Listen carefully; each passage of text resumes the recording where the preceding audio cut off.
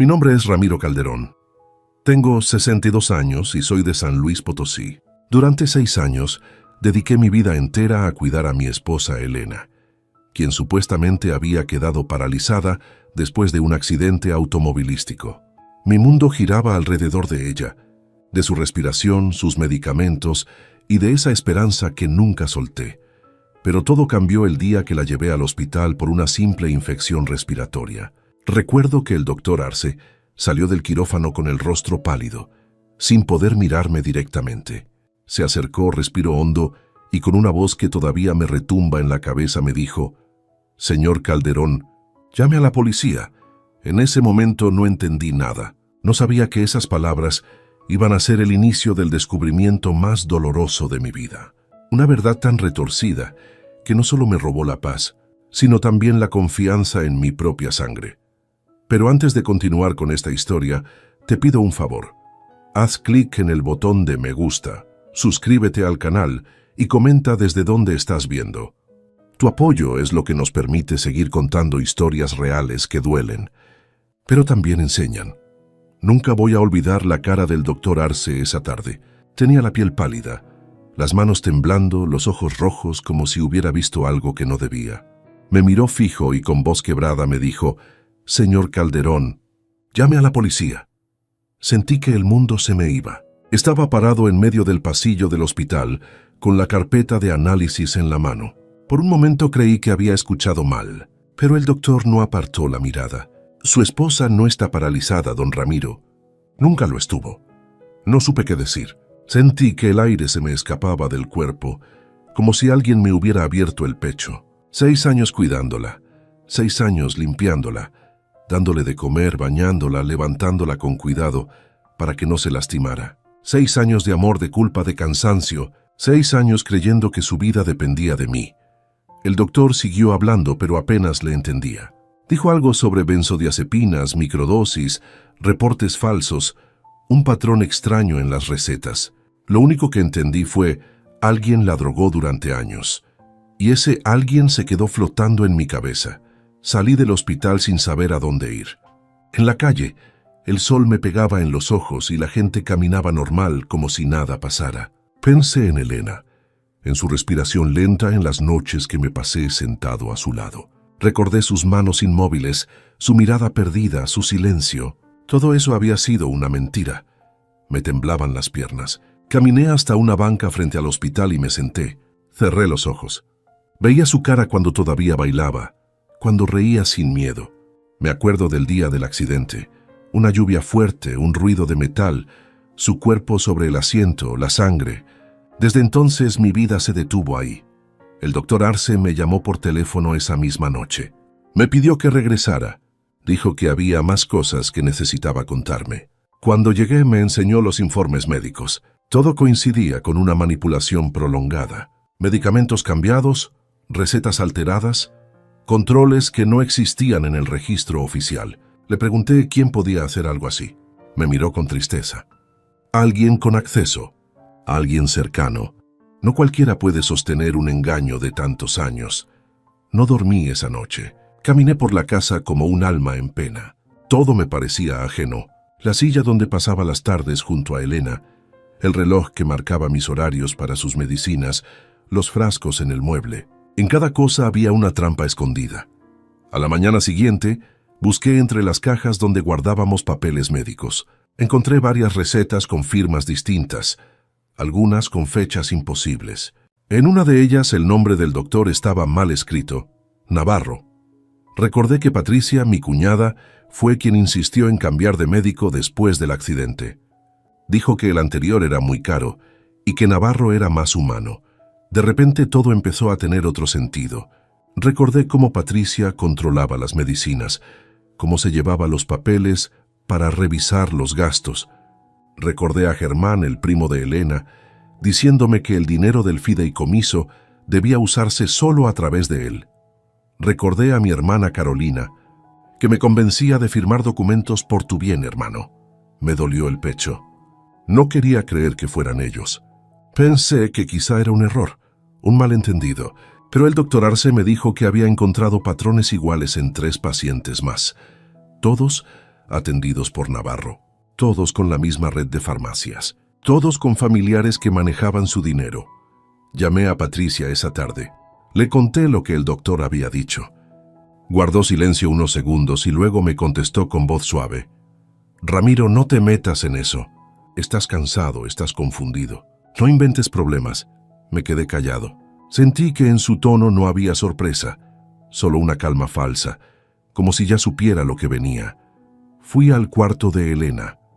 La miré acostada, con su respiración tranquila. Me acerqué y le tomé la mano.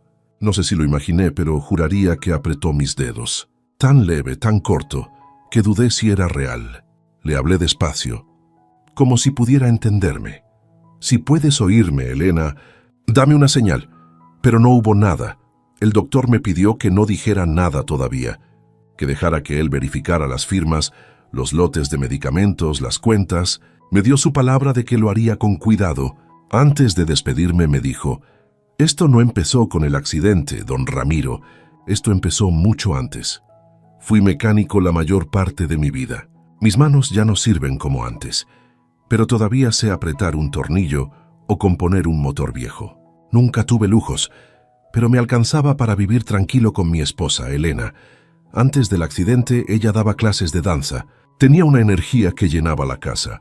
Cuando bailaba, parecía que el aire la seguía. Recuerdo bien esa noche. Llovía tan fuerte que las calles parecían ríos. Íbamos en el carro rumbo a la casa de su hermana Patricia. Discutíamos por cosas pequeñas, tonterías. De repente un coche se atravesó y todo se volvió ruido, metal, sangre, gritos. Desperté en el hospital y me dijeron que Elena había quedado paralizada. Desde ese momento, mi vida giró en torno a ella. Vendí mi taller, dejé de ver amigos, me alejé de mi familia. Dedicaba el día entero a cuidarla. La gente me admiraba. Decían que era un ejemplo de amor, que pocos hombres hacían eso. Pero yo no me sentía héroe, me sentía vacío. Cada día era igual. Despertarla, cambiarla, darle de comer, ponerle las medicinas, limpiar las heridas que el tiempo dejaba. Y cada noche me quedaba sentado junto a su cama, escuchando su respiración. Esa respiración era lo único que me mantenía vivo. Patricia venía seguido. Siempre opinaba de todo. Revisaba los medicamentos, hablaba con los doctores, manejaba las cuentas. Decía que lo hacía por ayudarnos, pero poco a poco fue tomando control de todo. Yo firmaba lo que me ponía enfrente. Decía que era para el fideicomiso médico, que el tío de Elena había dejado para cubrir sus gastos. Germán, su primo, se encargaba de los pagos. Decía que así era más ordenado. Yo confiaba, no quería problemas. Mi hermana Carolina también se metió. Al principio venía a ayudarme con la comida o con las compras, pero luego empezó a opinar sobre todo. Deja que Patricia se encargue, Ramiro, tú no sabes de papeles. Eso me dolía, pero callaba. Pensaba que todos querían lo mejor para Elena. Una vecina, doña Rita, me dijo una vez que había visto moverse los dedos del pie de Elena. Señor Ramiro, yo vi clarito cómo se le movió la pierna. Le dije que no dijera tonterías. Me dio vergüenza. Pensé que el dolor me estaba volviendo desconfiado, pero ahora entiendo que ella decía la verdad. Con el tiempo mi cuerpo se fue desgastando. Tenía dolores en la espalda, las manos entumidas, pero seguía. A veces pensaba que si dejaba de cuidarla, ella moriría. Era una idea que me perseguía todo el día. Me levantaba cada 2 horas por miedo a que dejara de respirar. Nunca tuve descanso. A veces, cuando Patricia se iba, me quedaba a solas con Elena y le hablaba como si pudiera oírme. Le contaba cómo estaban los vecinos, qué flores había en el jardín, qué había soñado. Me gustaba imaginar que en su cabeza todavía quedaban recuerdos de lo que fuimos. Un día Germán me dijo que el dinero del fideicomiso se estaba agotando, que era necesario vender el viejo terreno que teníamos. Yo no quería, pero Carolina insistió. Es lo mejor, hermano. Lo haces por Elena. Firmé los papeles sin leerlos. Me daba miedo perder el poco apoyo que me quedaba. Todo ese tiempo, el doctor Navarro era quien controlaba los tratamientos. Siempre llegaba con una sonrisa, hablaba poco, revisaba a Elena y me daba nuevas recetas. Decía que los medicamentos la mantenían estable, pero ahora sé que esa estabilidad era una cárcel. Cada vez que lo recuerdo me da rabia. Yo confiaba en todos ellos. Confiaba en mi familia, en el médico, en las palabras dulces que me decían para calmarme. Ahora sé que cada visita, cada consejo, cada papel, era parte de algo más grande.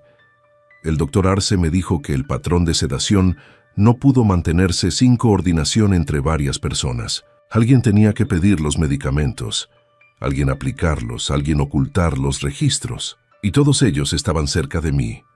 Cuando pienso en eso, me arde la cara de vergüenza. No solo me engañaron, me usaron, convirtieron mi amor en su herramienta. Pasaron unos días desde que hablé con el doctor Arce, y cada hora se me hacía eterna. No podía dejar de pensar en todo lo que me dijo. Tenía miedo de hablar con Patricia, pero más miedo me daba quedarme callado. Ella apareció como si nada, con sus carpetas, su perfume fuerte y esa manera suya de hablar como si fuera dueña de la verdad. Le conté lo que el doctor había encontrado. Me miró un momento sin pestañear. Luego soltó una risa corta y me dijo que estaba paranoico. «Tú no sabes lo que dices, Ramiro, estás agotado. Descansa, por favor». Después me dio una palmada en el hombro como si me tuviera lástima. No dormí esa noche. Caminaba por la casa y escuchaba cada ruido. Revisé los frascos de medicinas y encontré uno distinto, sin etiqueta. No sabía qué era. Le pregunté a Patricia al día siguiente y me respondió que el doctor Navarro lo había cambiado.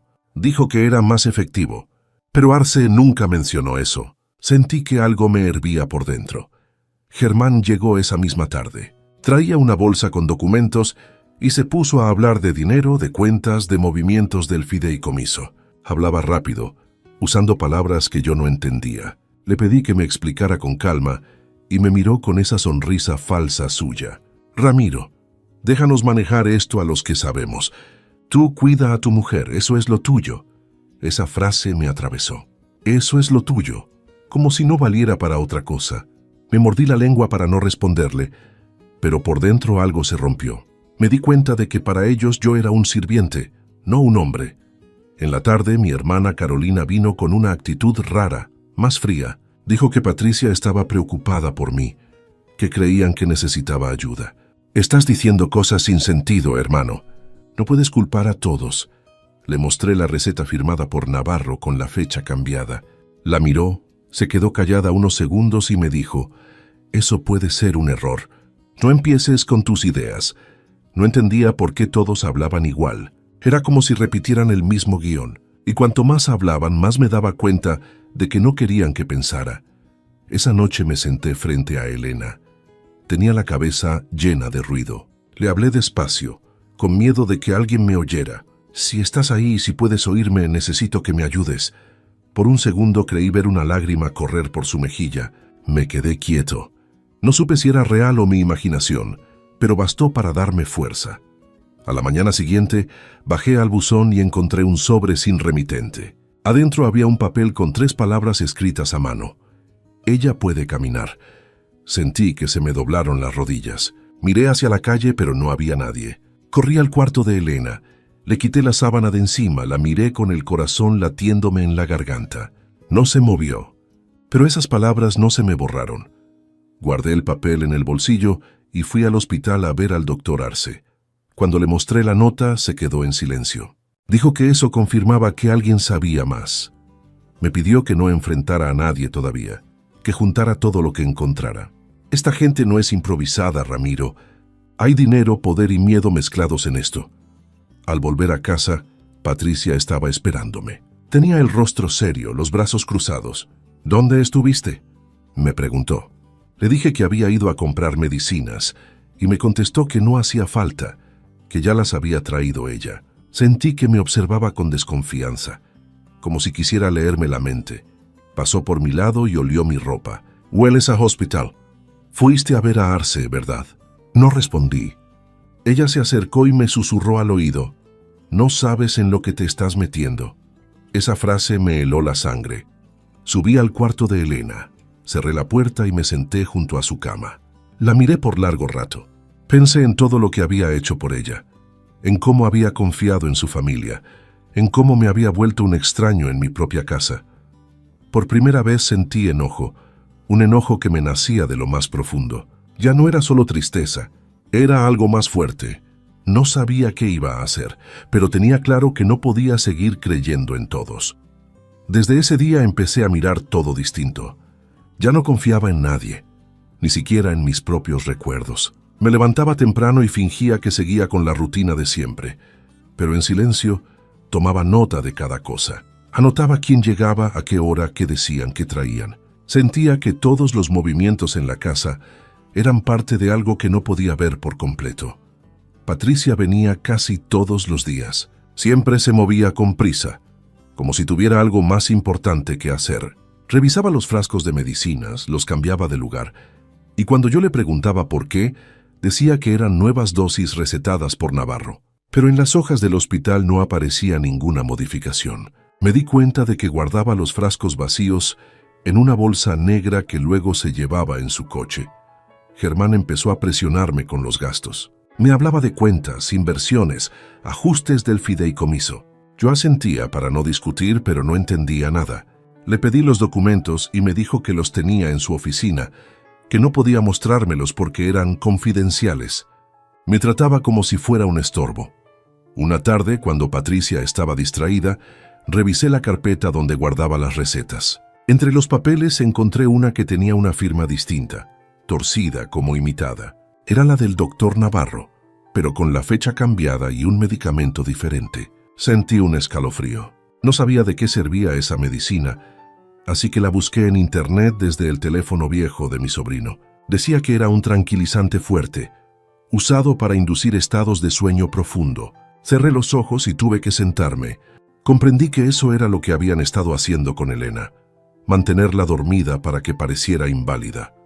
Esa noche no pude comer. Pensaba en todo lo que había pasado.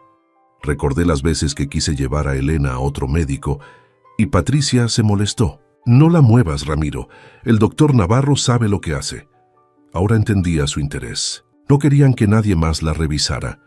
Mi hermana Carolina vino 2 días después con cara seria. Dijo que Patricia estaba muy afectada, que decía que yo la estaba acusando sin pruebas. Le conté lo que había descubierto. Se quedó callada, no me miró a los ojos. Dijo solo: «No te metas más en eso, hermano. Estás jugando con fuego». Sentí que ya ni siquiera me veía como su familia. Empecé a notar cosas que antes no había visto. Las miradas entre ellos, las llamadas a escondidas, los silencios cuando yo entraba a una habitación. Cada gesto me gritaba que estaban ocultando algo. El doctor Arce me llamó una tarde y me pidió que llevara una muestra de los medicamentos que yo usaba. Los analizó y me dijo que había residuos de una sustancia que no correspondía a lo recetado. «Esto no es un error, don Ramiro. Es intencional». Le temblaba la voz. Me pidió que no comentara nada, que él mismo iba a revisar las facturas de las farmacias.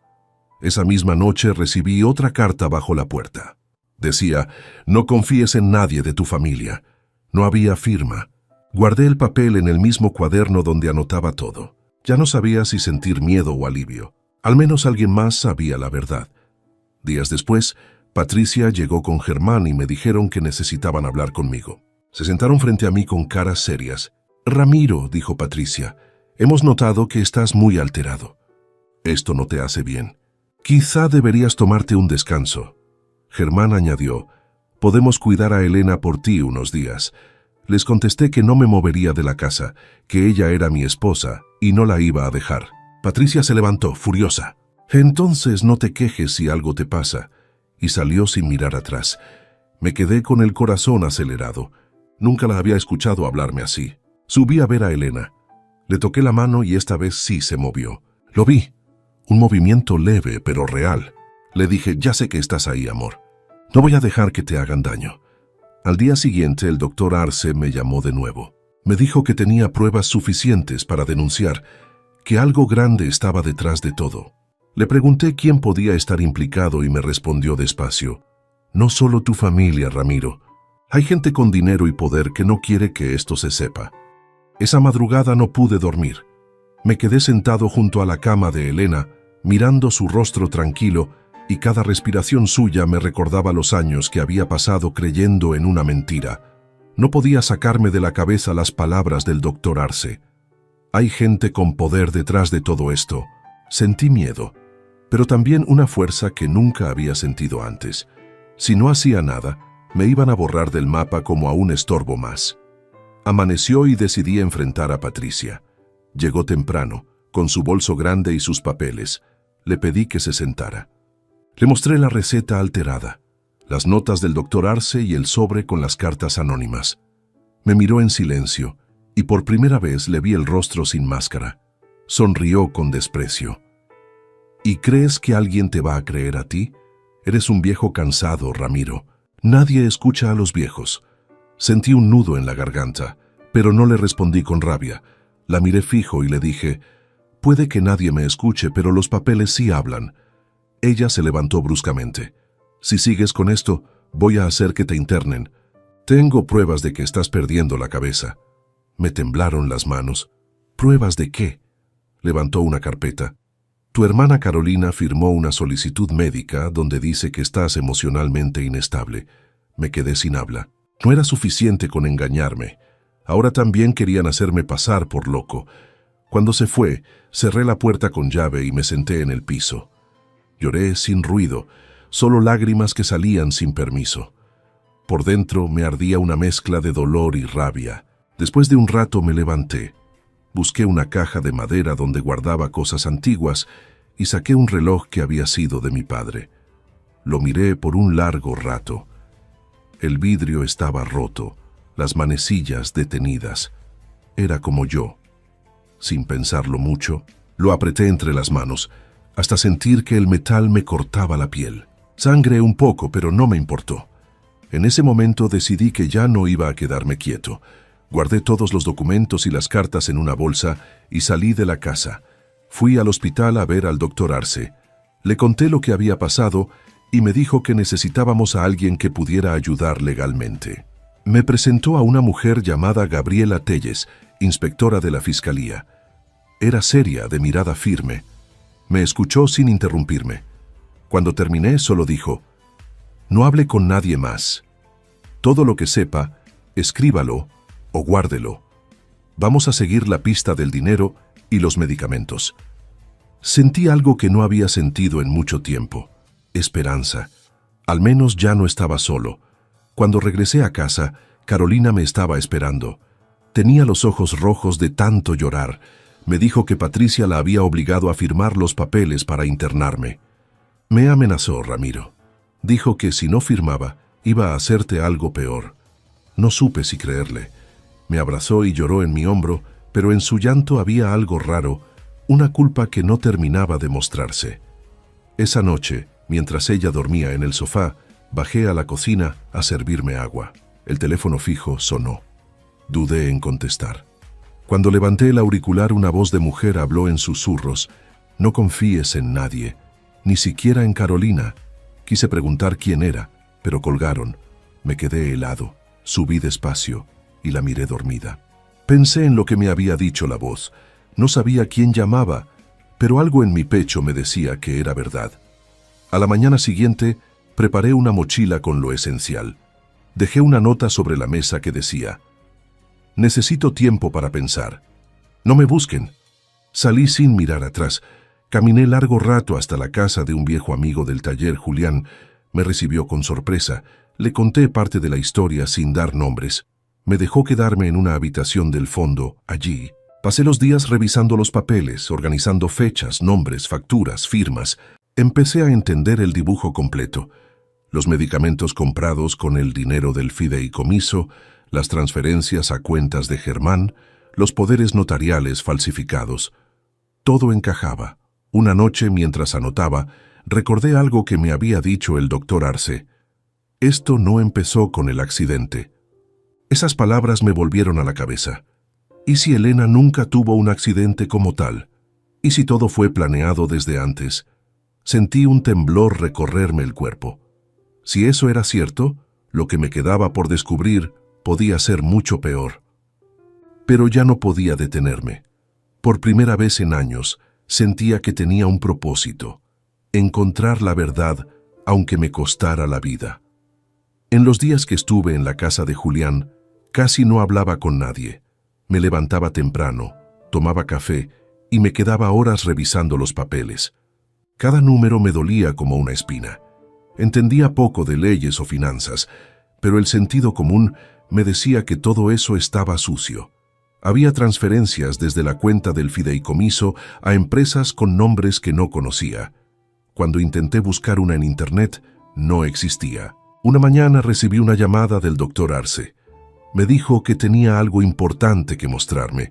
Fui de inmediato al hospital, me llevó a su oficina y cerró la puerta. Sacó una carpeta con los análisis de los medicamentos. Mire, don Ramiro, aquí hay una sustancia que no corresponde a ningún tratamiento para parálisis. Es un sedante en microdosis, administrado con regularidad. Esto no fue un error médico. Alguien lo hizo a propósito. No supe qué decir. Le pregunté si podía demostrarlo.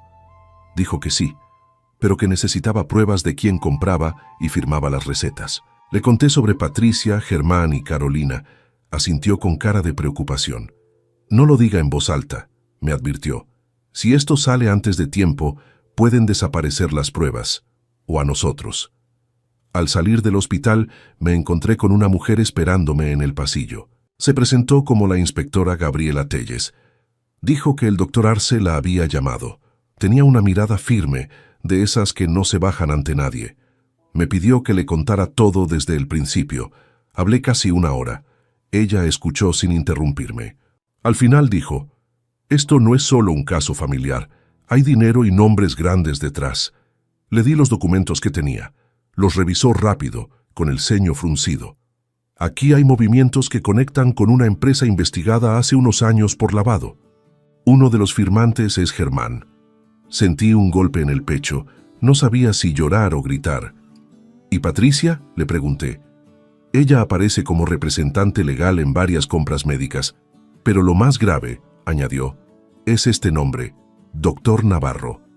Tiene denuncias anteriores por alterar historiales clínicos». Me quedé en silencio. Ese era el mismo médico que me dijeron que salvó la vida de Elena después del accidente. Todo encajaba. Le pregunté a la inspectora qué debía hacer. Guardar silencio y no regresar aún a su casa. «Tenemos que seguir la pista del dinero y los documentos». Me dio un papel con un número de contacto directo y me pidió que le avisara si alguien me buscaba. Esa noche, mientras revisaba mis cosas, encontré algo que me había pasado por alto. En el libro de medicina que usaba Elena, el mismo donde anotaba las dosis, había una pequeña llave pegada con cinta dentro de la contraportada. Junto a ella, una nota en su letra. «Cuando todo duela, abre lo que está oculto». Sentí un escalofrío. Al día siguiente se lo conté a Gabriela. Dijo que probablemente era de una caja fuerte o un depósito. Revisamos entre los papeles y encontramos un recibo de una casa vieja a nombre de mis padres. Recordé que esa casa tenía una caja fuerte empotrada en una pared del cuarto principal. Hacía años que se había vendido, pero el nuevo dueño la usaba solo para almacenar herramientas. Fuimos hasta allá con el doctor Arce. El hombre que cuidaba la propiedad nos reconoció y nos dejó entrar. El cuarto seguía igual, paredes con humedad, el olor del polvo viejo. Encontramos la caja fuerte detrás de un cuadro. La llave encajó a la primera. Cuando giré y escuché el clic, me temblaron las manos. Adentro había papeles envueltos en plástico, varios sobres con sellos antiguos y un cuaderno con letras del padre de Elena. Entre los documentos había contratos, fotografías y memorias USB. En los contratos aparecían nombres de empresarios, políticos y el mismo doctor Navarro, todos relacionados con obras públicas y donaciones falsas. Gabriela se quedó muda. «Esto es enorme, Ramiro. Esto puede derrumbar a medio San Luis». Me senté en el piso con la llave todavía en la mano. Por fin entendí por qué habían mantenido dormida a Elena. Su familia sabía que esos documentos existían. Querían tiempo para apropiarse del fideicomiso y borrar todo rastro del pasado. Volví a mirar la nota de Elena. «Cuando todo duela, abre lo que está oculto». Ella lo sabía. Fingió seguir dormida porque tenía miedo de que me mataran. Sentí una mezcla de tristeza y alivio. Tristeza por todos los años perdidos y alivio porque por fin empezaba a ver el fondo del pozo. Esa noche no pude dormir. Me quedé mirando los papeles que habíamos sacado de la caja fuerte. Eran demasiados nombres, demasiadas firmas. Todo lo que había pasado con Elena tenía una razón que ahora dolía más que la mentira. Lo hicieron por dinero y poder. Me pregunté cómo alguien podía ser tan frío. Yo me pasé años alimentando la culpa, y ellos vivían cómodos con mi sacrificio, mientras el doctor Arce analizaba los documentos y Gabriela hacía copias para la fiscalía. Yo me quedé solo en un cuarto de resguardo que nos habían asignado. Me senté y empecé a recordar. Todo volvía como un golpe. Las humillaciones, las risas a mis espaldas, los momentos en que me hicieron sentir menos. Me acordé de Patricia, diciéndome que era un pobre viejo enamorado de una inválida. Lo decía medio en broma, pero había veneno en sus palabras. Recordé a Germán burlándose cuando me veía limpiar la habitación. «Mira nomás el santo de la casa», decía, y todos reían. Yo callaba, porque pensaba que el amor era aguantar. Pero ahora entendía que eso no era amor, era miedo. También recordé a Adriana, mi hermana menor. Ella fue la única que alguna vez me dijo que algo no olía bien. Me ayudaba con las medicinas, revisaba los papeles sin que Patricia se diera cuenta. Una tarde me dijo: «Ramiro, si sigues confiando en ellos te van a enterrar con Elena». Me enojé tanto que la corrí de la casa. No la volví a ver. Desapareció al poco tiempo. Patricia dijo que se había ido a trabajar a Guadalajara. Pero ahora sé que fue mentira. Esa culpa me persigue. Pensar que la única persona que quiso ayudarme terminó pagando por eso. En medio de mis recuerdos, Gabriela me mostró una grabación que había en una de las memorias USB. Era un video de hace varios años, donde se veía a Elena en terapia de rehabilitación. Estaba sentada con las piernas descubiertas, moviendo los pies lentamente. Tenía una sonrisa tímida. En el fondo se escuchaba una voz diciendo: «Corta eso, nadie debe verlo». Sentí un vacío en el pecho. Era la prueba de que ella podía moverse, de que la habían obligado a fingir después. Gabriela pausó el video y me preguntó si reconocía la voz. Cerré los ojos. No era del doctor Navarro, era Germán. No me quedaba duda, ahí entendí todo. Ellos no solo la drogaron, también la usaron para ocultar papeles, para cubrir los movimientos del dinero del fideicomiso. La mantuvieron dormida para que no hablara, porque ella sabía que su padre había dejado pruebas de corrupción. Y cuando yo cuidaba de ella, ellos hacían negocios con su nombre. Lloré sin vergüenza, no por lástima, sino por rabia. Todo lo que creí que era amor y sacrificio se había convertido en una trampa para mantenerme ciego. Esa madrugada me senté con Gabriela y le conté cosas que nunca había dicho. Le hablé de cómo me fui alejando del mundo, de cómo me hicieron creer que estaba loco cuando notaba cosas raras. Ella me escuchó con respeto. Me dijo que entendía lo que era sentirse invisible. Lo importante, me dijo, es que ahora usted ve todo, y eso les da miedo. Cuando se fue, me quedé pensando en esas palabras. Me di cuenta de que toda mi vida había tenido los ojos abiertos, pero sin ver. Había confundido el silencio con paz, la obediencia con amor, la culpa con cuidado. Me levanté y busqué el cuaderno donde llevaba mis notas. Escribí todo lo que recordaba de Adriana. ¿Dónde vivía antes? ¿Qué lugares solía visitar? ¿Con quién hablaba? Me prometí que la encontraría viva o muerta. El doctor Arce me llamó por la mañana. Dijo que los análisis de los medicamentos confirmaban las microdosis de sedantes durante años y que Navarro había recibido pagos directos de una cuenta ligada a Germán. No era casualidad. Cuando colgué sentí un peso en el pecho, pero también una claridad nueva. Ya no tenía miedo. Sabía que esto iba a terminar mal para algunos y ya no me importaba. Lo único que quería era que Elena supiera que por fin la verdad estaba saliendo. Fui al hospital a verla. Por primera vez, abrió los ojos al escuchar mi voz. Le dije: «Ya sé la verdad, mi amor. Todo va a cambiar». Una lágrima bajó por su cara. Le tomé la mano y esta vez no fue un reflejo. Me la apretó con fuerza. Los días siguientes fueron los más duros de mi vida. Elena empezó a despertar poco a poco, pero su mente parecía perdida entre la confusión y el miedo.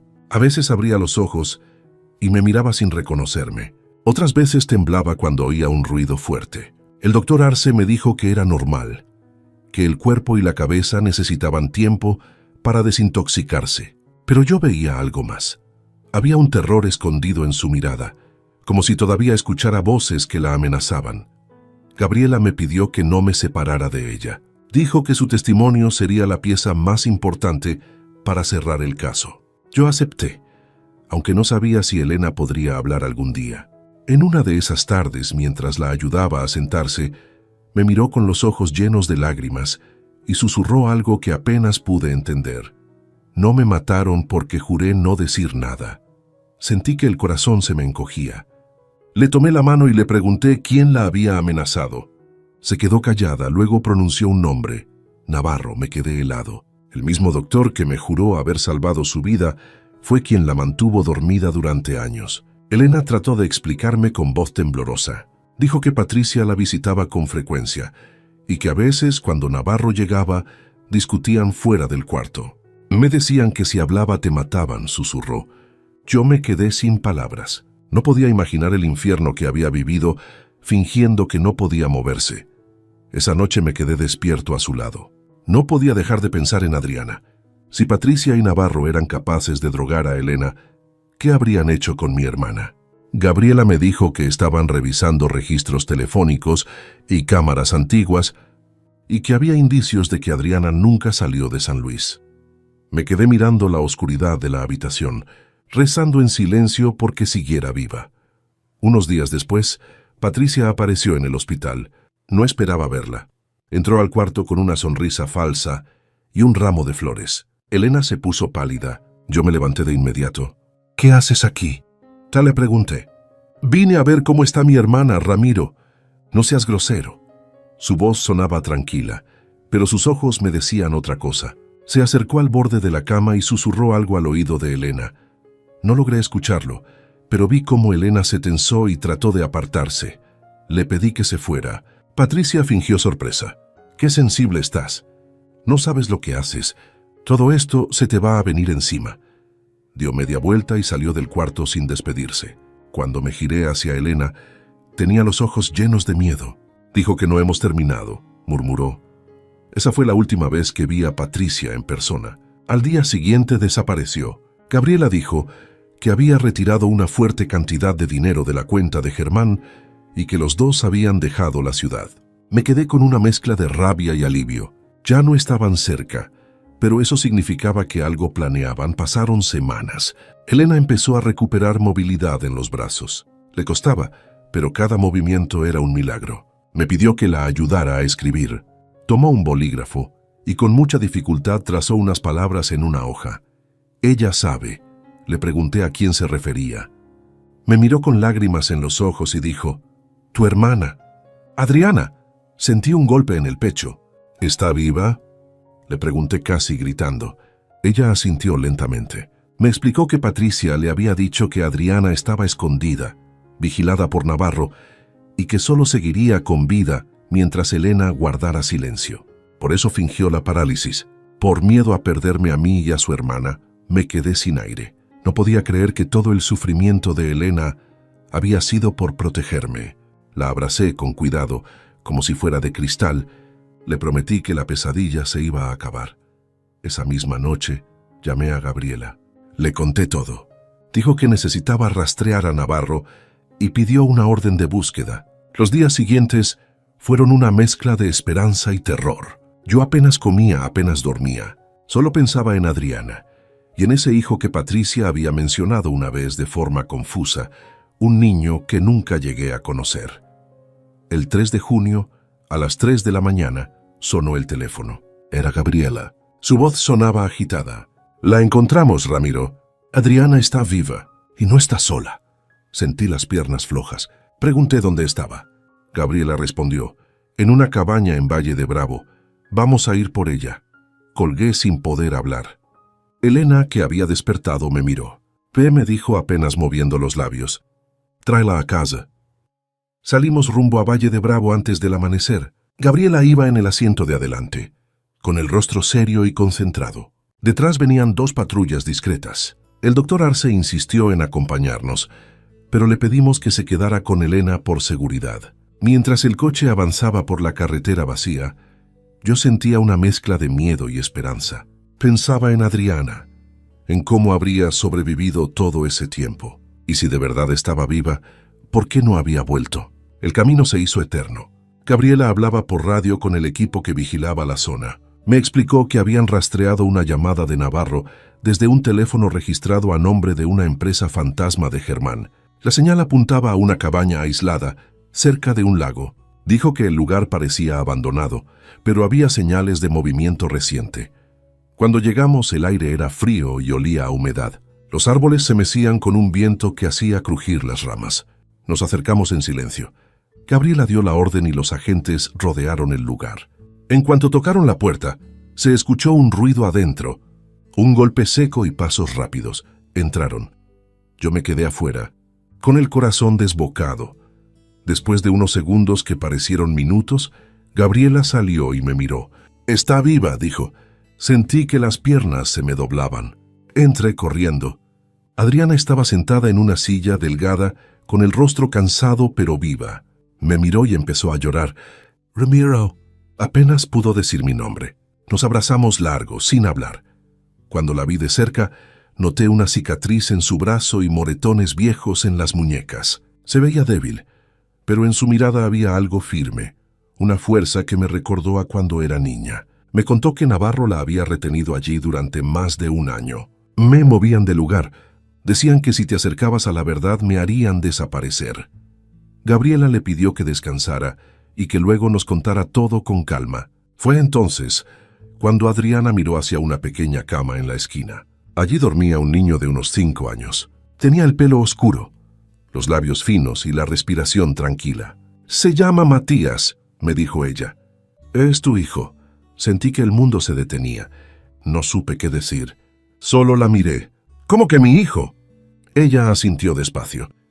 «Pasó en esos años en que todo se vino abajo. Tú estabas destruido y yo también. Fue un error, o un consuelo, no lo sé. Pero él es tu sangre». Me quedé mudo. El niño se movió un poco. Abrió los ojos y me miró sin miedo. No entendía nada, pero sentí algo dentro de mí, como si el alma se me encendiera. No era momento de preguntas. Lo importante era que estaban vivos. El operativo duró toda la madrugada. Navarro intentó escapar por el bosque, pero lo atraparon. Cuando lo vi esposado, bajó la cabeza sin mirarme. Gabriela me dijo que él había confesado que Germán y Patricia le pagaban para mantener a Elena dormida y controlar los medicamentos. También admitió que Adriana estaba bajo su custodia por orden de la familia, para asegurarse de que yo no descubriera nada. Mientras los policías registraban la cabaña, Gabriela encontró una caja metálica escondida debajo de las tablas del suelo. Adentro había fotografías, recibos y un pendrive con registros de transferencias. Todo confirmaba la red de corrupción y lavado de dinero. En una de las fotos se veía a Patricia con empresarios locales y un político que reconocí de la televisión. Volvimos a San Luis con Adriana y el niño. Elena estaba esperándonos en el hospital. Cuando Adriana entró en la habitación, Elena rompió a llorar. Se tomaron de las manos sin decir palabra. Yo me quedé mirando en silencio. Era como si el tiempo retrocediera y por fin todo lo que había estado separado se juntara otra vez. El niño se acercó despacio a la cama y dijo: «Tú eres mi mamá». Nadie pudo responder de inmediato. Elena le acarició el cabello y solo asintió. No importaban los lazos exactos. Todos estábamos unidos por el mismo dolor. Gabriela dijo que con las pruebas de la cabaña, más los documentos de la caja fuerte, podían arrestar a Patricia y a Carolina. Germán no había sobrevivido al intento de fuga. Se estrelló en la carretera antes de llegar a la frontera. Las semanas siguientes fueron un torbellino. La policía revisó todo lo que encontramos en la cabaña. Gabriela no descansaba. Cada día llegaban más papeles, más pruebas, más nombres. Yo pasaba las horas entre el hospital y la fiscalía, sin saber si sentir alivio o rabia. Todo se estaba destapando tan rápido que a veces me parecía un sueño. Elena ya podía caminar unos pasos con ayuda. Verla de pie por primera vez en tantos años fue algo que no puedo describir. Lloró en silencio mientras se sostenía del barandal del pasillo. «Pensé que nunca volvería a sentir mis piernas», me dijo. Le respondí que no tenía que agradecerme, que ella también había salvado mi vida fingiendo para protegerme. Adriana seguía recuperándose. Me contó que Patricia la tenía controlada desde antes del supuesto accidente. Había descubierto documentos escondidos en la oficina del padre de Elena y Patricia la amenazó con hacerme daño si hablaba. La droga que Navarro usó con Elena la probó primero con ella en pequeñas dosis hasta que cayó enferma. Cuando quiso huir, la retuvieron en la cabaña. Lo dijo sin lágrimas, pero con una fuerza que me rompía por dentro. Matías, el niño, se fue adaptando poco a poco. No entendía del todo quién era yo, pero cada día se me acercaba más. Le gustaba que le hablara de motores y herramientas. A veces se sentaba en mis piernas y me decía, «Cuando crezca quiero ser como tú». Esa frase me devolvía algo que creí perdido. Mientras tanto, Gabriela preparaba el caso. Me pidió que declarara todo lo que recordaba. Lo hice sin miedo. Hablé de las recetas falsas, de los documentos, de las amenazas. En un momento me detuve, con la voz quebrada. «Yo también tuve culpa», dije. «Fui tan ciego que no vi lo que tenía delante». Gabriela me puso una mano en el hombro. «No se castigue más, don Ramiro. La gente buena confía, y eso no es un error». El doctor Arce consiguió una orden para revisar los registros del hospital donde Navarro trabajaba. Descubrió que las recetas venían con sellos falsificados y que el dinero del fideicomiso se desviaba hacia una clínica privada donde Navarro era socio. Patricia figuraba como donante principal. Todo estaba conectado. Una tarde Gabriela llegó con noticias. «Ya tenemos a Carolina bajo custodia. Está dispuesta a hablar». Me quedé en silencio. No sabía si sentir alivio o tristeza. Era mi hermana. Pasaron unos minutos y entró a la sala de interrogatorio. Me pidió que me quedara. No pude negarme. Se veía distinta, sin maquillaje, con el rostro cansado. Me miró con los ojos llenos de lágrimas. «Lo siento, Ramiro», dijo apenas sentándose. «Yo no quería seguirles el juego, pero me tenían amenazada. Si no firmaba los papeles, iban a decir que yo también estaba implicada». No le respondí. La rabia me quemaba, pero ver su miedo me detuvo. Carolina empezó a hablar. Contó cómo Patricia la convenció de manipular documentos para que todo pareciera legal, cómo Navarro recibía dinero en efectivo, cómo Germán se encargaba de limpiar las cuentas. Nos dijeron que era temporal, que Elena se recuperaría pronto, pero después ya no había salida. Navarro empezó a grabar conversaciones y a guardarlas como seguro. Todos estábamos atrapados. Gabriela le preguntó dónde estaban esos audios. Carolina dijo que Navarro los tenía guardados en una nube y que ella conocía una de las contraseñas. Con esa información, el equipo técnico accedió a los archivos. Había grabaciones de Patricia discutiendo con Navarro sobre mantener a Ramiro tranquilo y hacerlo firmar todo sin sospechar. Escuchar mi nombre en esas grabaciones me dolió más que cualquier cosa. Gabriela me miró y dijo, «Con esto es suficiente para arrestarla». Yo solo asentí. No sentí alegría, solo cansancio. A veces la justicia llega tan tarde que ya no sabe a victoria. Esa noche volví al hospital. Elena dormía y Adriana estaba en la habitación de al lado, con Matías abrazado a su pecho. Me senté en un sillón y los observé. En el silencio del hospital pensé en todo lo que habíamos perdido por culpa de la ambición. Pensé también en cómo el dolor puede unir lo que la sangre había separado. A los pocos días de la confesión de Carolina, el ambiente se volvió más tenso. Gabriela me dijo que Patricia ya sabía que la buscaban. «Va a intentar contactarlo, don Ramiro. No le conteste ni una llamada», me advirtió, pero no hizo falta que yo la buscara. Ella vino a mí. Una tarde, cuando salía del hospital, la vi esperándome en la esquina, apoyada en su coche. Llevaba gafas oscuras y un vestido caro. Me sonrió como si nada hubiera pasado. «Necesitamos hablar», dijo. Quise seguir caminando, pero añadió, «Sobre Adriana». Me detuve. Subí al coche con ella. No sé si por curiosidad o por cansancio. Avanzamos unas cuadras en silencio. El olor a perfume me revolvía el estómago. Se detuvo frente a un restaurante vacío. Entramos y nos sentamos al fondo. «No te imaginas lo que estás haciendo, Ramiro», empezó diciendo. «Todo esto se te va a voltear. Esa inspectora solo quiere usar tu historia para su carrera. Cuando terminen contigo te van a dejar solo». No le respondí. La miré fijo. «¿Qué hiciste con mi hermana?» Ella se encogió de hombros. «Sobrevivió». Eso es más de lo que puedo decir de Germán. Su tono era tan frío que me dieron ganas de gritarle. «¿Por qué hicieron todo esto?», pregunté con la voz temblando. Sonrió apenas. «Porque tú no entiendes el mundo real. El dinero mueve todo. Elena heredó papeles peligrosos. Si eso salía a la luz, muchos iban a caer. ¿Tú crees que los poderosos se iban a quedar cruzados de brazos? Nos usaron a todos, Ramiro. Hasta a ti. Me quedé mudo. No sabía si creerle o si solo intentaba confundirme. Ella siguió hablando. Te lo advierto, detén todo esto. Navarro ya no puede protegernos. Hay gente más arriba. Si sigues, no solo vas a perder lo poco que te queda, también a los tuyos. Cuando dijo eso, algo en mí cambió. Ya no sentí miedo. Le contesté despacio, mirándola a los ojos. Ya me lo quitaron todo una vez. No tengo más que perder. Se le borró la sonrisa. Eres más terco de lo que pensé, murmuró. Luego se levantó. Dejó dinero sobre la mesa y se fue sin mirar atrás. Lo que no sabía era que Gabriela había preparado todo. Me había dado un pequeño dispositivo para grabar la conversación. Al día siguiente le entregué el audio. Lo escuchamos juntos en la oficina de la fiscalía. La voz de Patricia era clara sin titubeos. Gabriela me miró y dijo, con esto ya no hay salida para ella. Esa noche sentí una mezcla de alivio y tristeza. No era felicidad.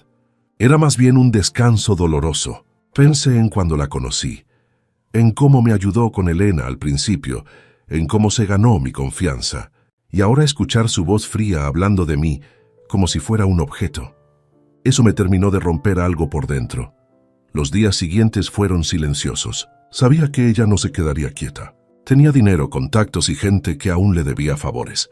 Gabriela me pidió que tuviera cuidado. Me asignaron protección discreta, pero igual salía con miedo. Cada sombra me parecía una amenaza. Una mañana, mientras llevaba flores al hospital, un auto negro se detuvo frente a mí. Bajó un hombre con traje oscuro y me entregó un sobre, de parte de la señora Patricia. Dentro había una hoja doblada con una frase escrita a mano. Esto no ha terminado. La letra era suya. Se lo mostré a Gabriela. Dijo que era señal de que se sentía acorralada. Cuando la gente poderosa empieza a mandar mensajes así, es porque está perdiendo el control. Y tenía razón. A la semana siguiente, los noticieros comenzaron a hablar del caso. No con nombres todavía, pero se sabía que había empresarios y doctores implicados en un fraude millonario. Gabriela me llamó emocionada. Estamos a punto de exponer todo, Ramiro. Mañana haremos la denuncia pública. Esa noche no dormí. Me quedé mirando a Elena, a Adriana y al niño. Tenía miedo por ellos. Les pedí que se quedaran en casa del doctor Arce, donde estarían más seguros. Yo sabía que el día siguiente no sería fácil. Al amanecer, mientras tomaba café en la cocina, recibí una llamada. Era Patricia. Te lo advierto por última vez, dijo con voz quebrada. No vas a sobrevivir a esto. Y colgó. No respondí. Cerré los ojos y respiré hondo. Por primera vez en muchos años, no temía morir. Temía no terminar lo que había empezado. El día siguiente amaneció nublado. El aire se sentía pesado, como si el cielo supiera lo que estaba por pasar. Gabriela me recogió temprano para ir a la fiscalía. Llevábamos todas las pruebas, las grabaciones, los documentos de la caja fuerte, los archivos del doctor Arce y las confesiones de Carolina. Era suficiente para poner en marcha la denuncia pública. Yo iba callado mirando por la ventana. No podía dejar de pensar en lo que Patricia había dicho por teléfono la noche anterior. Al llegar, el edificio estaba rodeado de cámaras y periodistas. Alguien había filtrado la información. Gabriela me miró seria. Ya empezó. Dentro, los fiscales revisaban los papeles mientras ella explicaba cada punto. Yo solo observaba. En un momento, uno de ellos levantó la vista y dijo, «Esto compromete a personas muy importantes». Gabriela respondió, «También compromete a inocentes que han sufrido demasiado». Cuando salimos, los periodistas se acercaron con micrófonos. Me preguntaron si era cierto que mi esposa había sido drogada por su propia familia. No supe qué decir. Gabriela intervino y me sacó de allí. En el coche me dijo, «Ya no hay vuelta atrás, Ramiro. Ahora todo saldrá a la luz». Esa misma tarde comenzaron las represalias. Al doctor Arce lo interceptaron dos hombres cuando salía del hospital. Le robaron los documentos que llevaba, lo golpearon y lo dejaron inconsciente. Sobre su pecho dejaron una nota, «Detente». Cuando Gabriela me contó, sentí que el miedo volvía a meterse bajo mi piel, pero también una rabia nueva. No podían seguir ganando. Llamé a Elena para asegurarme de que estuviera bien. Me dijo que estaba con Adriana y el niño en casa del doctor bajo resguardo. Aún así, mi corazón no se calmaba. Esa noche, me quedé en la oficina de Gabriela. No quise regresar solo a casa. A las 3 de la madrugada, el teléfono de la oficina sonó. Gabriela contestó. Su rostro cambió. «Es Navarro», murmuró. Puso el altavoz. «Quiero hablar con Ramiro», dijo su voz del otro lado. Sonaba cansado, nervioso. «Ellos no van a parar. No entiendes lo grande que es esto. No era solo Patricia ni Germán. Hay políticos, empresarios, médicos, todos metidos hasta el cuello. Si me protegen, les diré todo». Gabriela le pidió que se entregara, pero él colgó. «Ya lo decidiré», alcanzó a decir antes de cortar. Pasamos el resto de la noche en silencio. Al amanecer, Gabriela recibió un mensaje, una dirección en la salida de la ciudad. «Debe ser una trampa», me dijo, «pero si Navarro está allí, tenemos que ir». Yo insistí en acompañarla. «Esto empezó conmigo, también termina conmigo». El lugar era una clínica vieja, abandonada, las ventanas rotas, la pintura cayéndose a pedazos. Entramos con cuidado. En una de las habitaciones encontramos papeles tirados, frascos vacíos y una carpeta con el logo de la Secretaría de Salud. En la pared había fotografías de pacientes, entre ellos, Elena. Me quedé paralizado. En una de las hojas decía, Proyecto Cora, ensayos clínicos con sedantes controlados. Gabriela murmuró, «Esto es mucho más grave de lo que pensábamos». De pronto se escuchó un ruido al fondo. Navarro estaba ahí, con las manos levantadas. «No disparen», dijo, «solo quiero un trato». Gabriela le pidió que se acercara despacio. Él soltó una carpeta. «Aquí está todo. Firmas, pagos, nombres. Si me dejan ir, les doy el acceso a la base de datos». Mientras hablaba, noté algo detrás de él. Un hombre con pasamontañas salió de la sombra apuntando con un arma. Todo pasó muy rápido. Sonaron 3 disparos. Navarro cayó al suelo. El atacante escapó antes de que los agentes pudieran reaccionar. Corrí hacia el cuerpo. Navarro apenas respiraba. Me miró y alcanzó a decir, «Busca la otra llave». Y murió. Gabriela me tomó del brazo. «Tenemos que salir de aquí». Afuera la policía ya llegaba. Todo era confusión, sirenas, gritos. Horas después, mientras esperábamos en la fiscalía, Gabriela me dijo que lo de Navarro no era un simple ataque. Alguien lo mandó callar antes de que hablara. «Esto apenas empieza, Ramiro». Yo ya no sentía miedo, solo cansancio y una calma extraña. Sabía que lo que se había destapado no era solo un crimen familiar, sino algo que manchaba a toda la ciudad. Miré por la ventana y pensé en Elena, en Adriana y en Matías. Lo único que quería era que ellos pudieran vivir sin mirar atrás. Los días después de la muerte de Navarro fueron un huracán. Las noticias no hablaban de otra cosa. «Red de corrupción médica y política en San Luis Potosí», decían los titulares. Pero lo que más me sorprendió fue ver la cara de Patricia en todos los noticieros. Había sido detenida al intentar cruzar hacia Guatemala, con documentos falsos y casi $500,000 de pesos en efectivo. La imagen mostraba a la mujer que una vez consideré de familia, esposada, rodeada de cámaras. No sentí alegría, solo una tristeza profunda, como cuando uno ve caer un árbol viejo que alguna vez dio sombra. Gabriela me llamó para decirme que ya había orden de arresto para varios involucrados, empresarios, un exfuncionario de salud y hasta un político local que había sido candidato a diputado. Todo había empezado con los papeles del fideicomiso de Elena y la investigación del doctor Arce. Era increíble pensar que una mentira doméstica había destapado tanta podredumbre. Aún así, dentro de mí seguía el miedo, porque cuando la verdad sale, también salen las amenazas. Empezaron a circular rumores en redes diciendo que yo había inventado todo, que buscaba fama o dinero. Una tarde, mientras caminaba hacia el hospital, un hombre me gritó desde una camioneta, «Viejo mentiroso, destruiste a gente inocente». No respondí, bajé la cabeza y seguí. Ya no me importaban los insultos. Había vivido cosas peores. Pero lo que más dolió fue ver a Carolina quebrarse. Cuando Patricia cayó, también la arrastró a ella. Aunque había colaborado con la justicia, los cargos por falsificación y encubrimiento eran graves. Antes de entregarse formalmente, Me pidió verme. La visité en la comisaría. Tenía los ojos hinchados. Solo vine a pedirte perdón, me dijo. Yo también fui víctima, pero no tuve tu valor. La abracé. No sabía si perdonarla, pero no podía odiarla. Había perdido tanto como yo. Esa noche, los canales de televisión mostraron el video filtrado de las reuniones entre Patricia y los empresarios. La gente en la ciudad empezó a reaccionar. Algunos la llamaban la viuda del poder.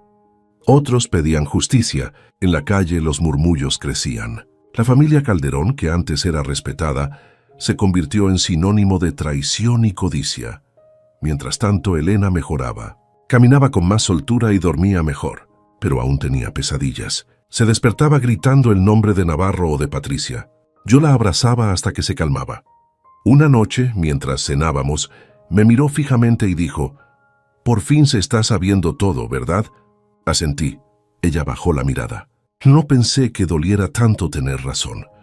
Unos días después, Gabriela me llevó a la fiscalía para ver las pruebas que quedaban pendientes. Allí estaban los videos de seguridad, donde se veía a Germán entregando sobres a políticos y médicos. También las transferencias firmadas por Patricia, con el dinero del fideicomiso. Era la confirmación final. Pero Gabriela me advirtió: aunque esto sea un triunfo, no es el final. Ellos siempre intentan salir limpios. Y así fue. En televisión apareció un abogado diciendo que Patricia era víctima de manipulación, que alguien más había falsificado su firma, pero eso me encendió la sangre. Llamé a Gabriela y le dije: «No van a ensuciar la verdad otra vez». Ella me respondió con calma: «Tranquilo, Ramiro. Tenemos los videos, los audios y los testigos. Esta vez no podrán esconderse». El día que Patricia fue presentada ante el juez, la sala estaba llena. Yo me senté al fondo sin que ella me viera. Cuando la nombraron, levantó la cabeza y buscó con la mirada. Nuestros ojos se cruzaron por un segundo. No había odio en los suyos, sino miedo. Por primera vez, Patricia no tenía el control. Cuando el juez mencionó las palabras fraude agravado y tentativa de homicidio, la vi temblar. Intentó hablar, pero la voz se le quebró. Al salir, las cámaras la rodearon. Un periodista le gritó: «¿Por qué lo hizo?». Ella no respondió, solo se cubrió el rostro. El público empezó a abuchearla. «¡Ladrona! ¡Hipócrita!». Se escuchaba por todos lados. Su caída fue rápida. La gente que antes la admiraba ahora le daba la espalda. Esa noche, encendí la televisión solo para ver la última nota del día. Mostraban imágenes de Patricia entrando al penal. Detrás, los periodistas repetían las palabras de Gabriela: «Por fin se hace justicia para los Calderón». Apagué el televisor y me quedé en silencio. No sentí venganza, sino una paz rara. Era como si por fin el peso del silencio que cargué durante tantos años se hubiera roto. Después de que Patricia fue encarcelada, pensé que todo había terminado. Pero no fue así. Las noticias seguían saliendo, cada día más fuertes. Empresarios, médicos, políticos, todos intentando limpiarse con excusas. Algunos negaban conocerla. Otros decían que solo habían invertido en su clínica, pero las pruebas eran claras. Lo que empezó como un engaño familiar se había convertido en un terremoto que sacudía a toda la ciudad. Gabriela me llamó una mañana y me dijo que había algo más. Navarro, antes de morir, había mencionado una otra llave. Durante semanas no entendimos qué significaba, hasta que un técnico de la fiscalía logró acceder a una carpeta oculta en el disco duro de la clínica donde lo encontramos. Dentro había correos, contratos y un mapa con marcas en varias casas del centro. Una de ellas era la antigua casa de mis padres, la misma donde encontramos la primera caja fuerte. Fuimos con un equipo de agentes y al revisar el sótano, hallamos una compuerta metálica detrás de un muro falso. Al abrirla, descubrimos otra caja más pequeña. Adentro había una libreta con nombres, montos y fechas. Pero lo que más llamó la atención fue una carta dirigida a quien encuentre esto. Era la letra del padre de Elena. Decía que había guardado esos documentos como prueba contra una red de lavado de dinero que usaba hospitales y fundaciones como fachada. Mencionaba a varios nombres, entre ellos el del político que había financiado las campañas médicas de Patricia. Gabriela se quedó en silencio largo rato. «Esto los va a hundir a todos», dijo al fin. Y así fue. Los medios publicaron los nombres, las cifras, los contratos falsos. De pronto, todos los que antes se burlaban de mí Ahora me buscaban para pedirme entrevistas. No acepté ninguna. No quería fama, quería descanso, pero Patricia no lo soportó. Desde la cárcel empezó a mandar cartas a los periódicos, negando todo, acusando a Carolina y a mí de manipular las pruebas. Incluso llegó a decir que Elena nunca estuvo paralizada, que todo era una farsa para quedarse con el dinero del fideicomiso. Por suerte, el testimonio médico y los análisis del doctor Arce la contradijeron por completo. Aún así, su caída fue pública y dolorosa. Los noticieros mostraron videos de cuando la trasladaron al penal federal. Se veía despeinada, sin maquillaje, con la mirada perdida. La gente en la calle la insultaba y algunos tiraban monedas a la patrulla que la llevaba. Era la misma mujer que un día me humilló frente a todos, la que me dijo que nadie escuchaba a los viejos. Ahora era ella la que no tenía a quien la escuchara. El juicio duró semanas. Gabriela me pidió que no asistiera, pero fui igual. Quería verla enfrentar la verdad. Cuando la llevaron ante el tribunal, me miró con una mezcla de odio y resignación. No dijo nada. Solo bajó la cabeza cuando el juez leyó la sentencia. 30 años de prisión por fraude, falsificación y tentativa de homicidio. Carolina también fue sentenciada, aunque con una pena menor por haber colaborado. Cuando la sacaron de la sala, me buscó con la mirada. Le di una leve inclinación de cabeza. No había rencor, solo cansancio. Elena y Adriana me esperaban afuera. Cuando salí, Elena me tomó la mano y me dijo: «Ya está, Ramiro. Ya no tenemos que escondernos». Adriana lloraba en silencio. Matías jugaba con un carrito en el suelo, sin entender la magnitud de todo. Por primera vez en mucho tiempo, el aire se sentía limpio. Días después, Gabriela me entregó una copia del expediente completo. «Guarde esto», me dijo. «Es su historia. Nadie más puede contarla como usted». Me quedé viendo el sobre pesado, lleno de hojas y sellos. Era todo el dolor de 6 años resumido en papeles. Esa noche, mientras Elena dormía y Adriana acomodaba las cosas del niño, me senté en el porche. Escuchaba los grillos y el viento. Me vino a la cabeza la primera vez que llevé a Elena al hospital, cuando todavía creía que su enfermedad era real. Si alguien me hubiera dicho todo lo que iba a descubrir, no lo habría creído. Pero así es la verdad. Siempre llega, aunque uno no esté preparado. Gabriela me llamó al día siguiente. «Felicitaciones, Ramiro. La fiscalía cerró el caso. San Luis va a recordar su nombre». Le agradecí, pero dentro de mí sabía que nada de eso me devolvía el tiempo perdido. Lo único que me quedaba era seguir adelante. Pasaron varios meses desde la sentencia. Poco a poco, la ciudad volvió a su ritmo. Las noticias sobre el caso se fueron apagando, como si todo lo vivido hubiera sido solo un mal sueño. Pero yo sabía que no era así. Cada vez que miraba a Elena, recordaba los años que le robaron. Cada vez que veía a Adriana y a Matías, entendía lo mucho que nos había costado llegar hasta aquí. Nuestra vida cambió por completo. Vendimos la vieja casa donde todo comenzó y nos mudamos a una pequeña vivienda en las afueras de San Luis. Era sencilla, con paredes claras y un patio lleno de bugambilias. Allí, Elena empezó a dar clases de danza a niñas del barrio. Al principio se movía despacio, con ayuda, pero poco a poco su cuerpo fue respondiendo. Cada paso que daba era una victoria. Verla sonreír otra vez fue el mejor premio que pude recibir. Adriana también fue sanando. Se dedicó a escribir todo lo que recordaba del encierro y de la red de corrupción. Dijo que quería dejar testimonio para que nadie más tuviera que pasar por lo mismo. A veces la veía sentada en el porche, con un cuaderno en las piernas, escribiendo hasta tarde. Cuando le pregunté por qué lo hacía, me respondió: «Porque el silencio también mata, Ramiro». Tenía razón. Matías creció rápido. Lo inscribimos en la escuela del pueblo y pronto se convirtió en el orgullo de todos. Era un niño inteligente, curioso, con una sonrisa que desarmaba a cualquiera. Cada vez que me decía papá, sentía algo que no sabía describir, una mezcla de gratitud y dolor. Gratitud por tenerlo conmigo y dolor por todo el tiempo que no estuve presente. Pero los niños tienen el don de perdonar sin rencor. Él nunca me reclamó nada, solo me abrazaba y me decía: «Te quiero, papá». Un día, mientras limpiaba el taller que había vuelto a abrir, encontré la vieja caja donde guardaba los papeles del caso. La abrí con cuidado. Dentro estaban las fotos, los informes, las copias de las declaraciones y la carta del padre de Elena. La leí de nuevo. Hablaba de la corrupción, de la ambición y del miedo. Terminaba con una frase que me quedó grabada. La verdad no siempre salva, pero siempre limpia. Cerré la caja y la guardé en un estante. Ya no sentía rabia, solo respeto por todo lo que habíamos resistido. Una tarde Gabriela vino a visitarnos. Se había convertido en una amiga más que en una inspectora. Traía una carpeta y una sonrisa cansada.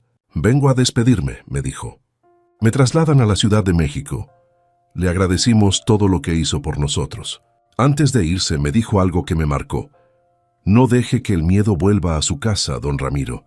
Ustedes sobrevivieron porque se atrevieron a mirar de frente». Esa noche, mientras cenábamos los cuatro, Elena levantó su copa de vino y dijo: «Brindemos, no por la justicia, sino por haber tenido el valor de buscarla». Todos sonreímos. Fue un momento simple, pero lleno de significado. Con el tiempo, la gente del pueblo comenzó a acercarse. Algunos me pedían consejo, otros solo querían escuchar mi historia. Nunca me consideré un ejemplo, pero aprendí que contar la verdad, aunque duela, puede ayudar a otros a no rendirse. Un año después, recibí una carta desde la cárcel. Era de Patricia. Dudé en abrirla, pero lo hice. Decía: «Sé que nunca me perdonarás y no lo merezco. Solo quiero que sepas que ya entendí lo que destruí. No por los años en prisión, sino por las noches en las que nadie pronuncia mi nombre». La carta terminaba con una frase corta: «Cuida a Elena, como siempre lo hiciste». No supe si era arrepentimiento o culpa, pero no importaba. La quemé en silencio. El pasado ya no tenía poder sobre nosotros. A veces me siento en el patio al atardecer, viendo jugar a Matías. Escucho la voz de Elena riendo a lo lejos y el sonido del lápiz de Adriana escribiendo. En esos momentos entiendo algo que antes no veía, que la verdad no es solo un castigo, también es una segunda oportunidad. Hoy, a mis 62 años, sigo sin entender del todo por qué la vida me llevó por este camino. Pero aprendí algo que nunca olvidaré, que la mentira puede dormir durante años, pero tarde o temprano siempre despierta. Y cuando despierta, no hay sombra que pueda esconderla.